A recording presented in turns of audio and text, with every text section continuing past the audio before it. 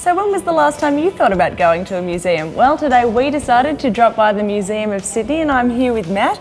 Matt, tell us about the regular exhibits you have on here. Well, we're the Museum of Sydney. We built on the site of First Government House. So some of the exhibits that we've got on at the moment are the models of the First Fleet ships.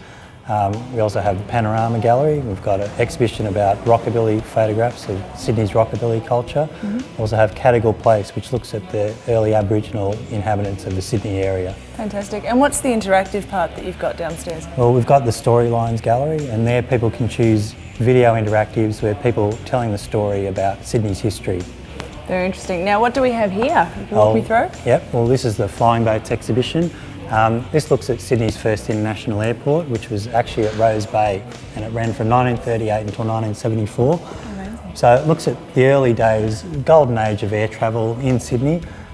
We look at Sydney also during the war, because the flying boats played a very important part during the war, and also things like honeymoons and holidays that people would take to places like Lord Howe Island, South Pacific destinations, and all these memories that people will have of the flying boats in Sydney. Wonderful. And what do we have here? What's this? Well, here we've done a recreation of what's called a promenade cabin, which was on an Empire flying boat. And this was a cabin where people would socialise, they'd meet, have drinks. You can see people playing quoits, putting with golf, all the sort of things that people would have done in air travel in a more glamorous era. And that's the diagram here as well? Yeah, well this poster here shows the promenade cabin here, and you can see people had windows at eye height so they could enjoy the passing view. It's huge. Yeah, well it was a very big plane. It only took about between 14 and 17 passengers, much different to air travel these days. Yep. And of course lots of room for people to stroll around, enjoy their martinis and their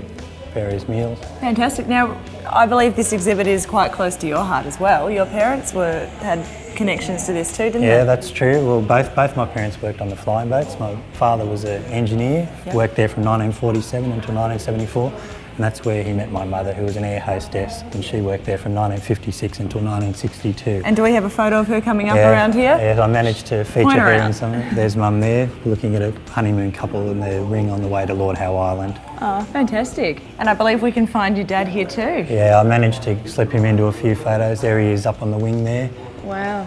In the late 40s. In Rose Bay? Yep, and then also in the early 70s. What's him on the propeller? Yeah, doing a bit of maintenance work there. Fantastic. So what are we watching here, Matt? Well, this is a special 20-minute film that we commissioned for the exhibition, and it just interviews all the people that worked on the flying boats right from the beginning to the end of their time in Sydney.